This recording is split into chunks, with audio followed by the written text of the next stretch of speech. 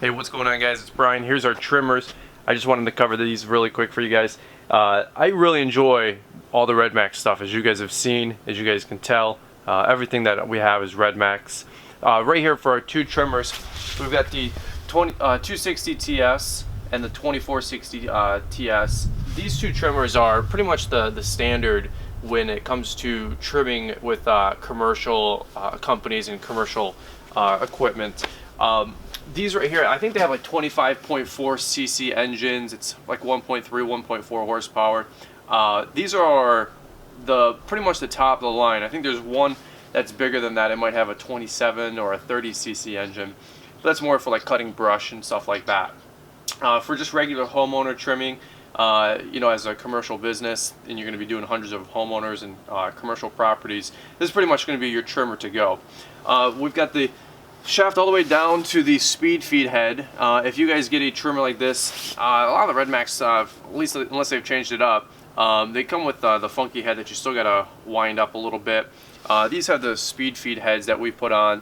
They might even be like a Shindawa or an aftermarket brand, but if you get one of these, as you can see, we have it on both. So basically you get a 15-foot line or so, slide it all the way through to where it's even, and then all you do is you just crank it, and it'll like wind it up on its own when you're turning the head. It's actually pretty cool.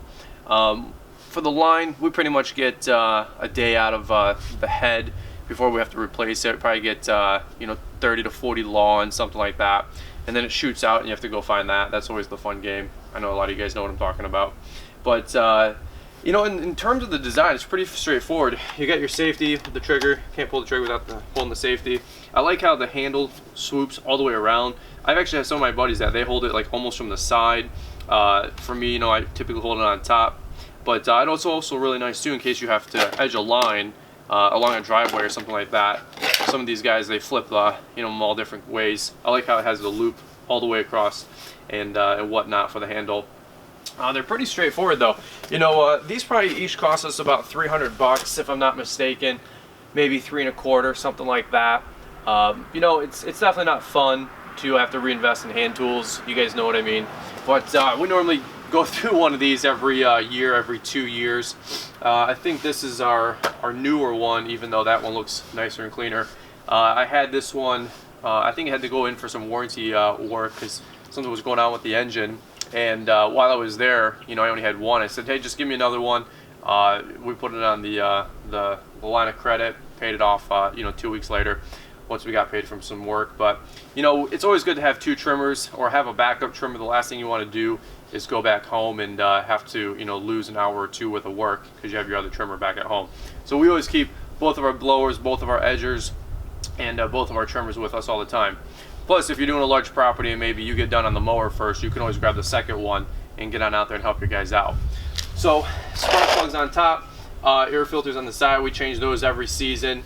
Again, same thing with the blower that I kind of had a little issue with, is that you always got this throttle cable, this plastic tubing.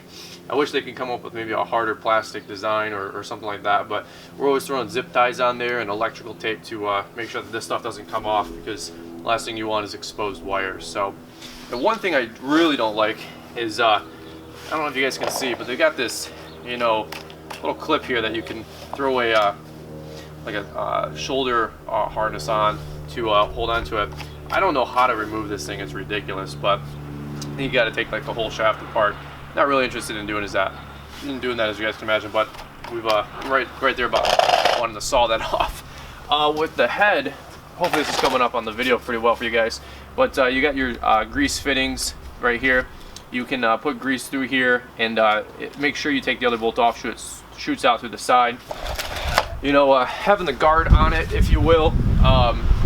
You know, a lot of guys take them off. We take them off on our main one. It's just one of those things. It might do some stuff with the warranty, so watch out for that if you guys take them back in. Just throw your guard back on. Just kidding.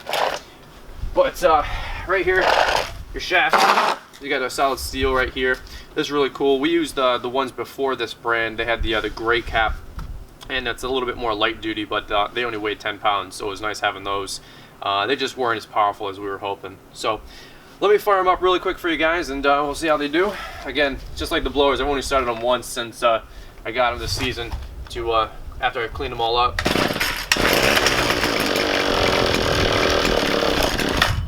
not bad.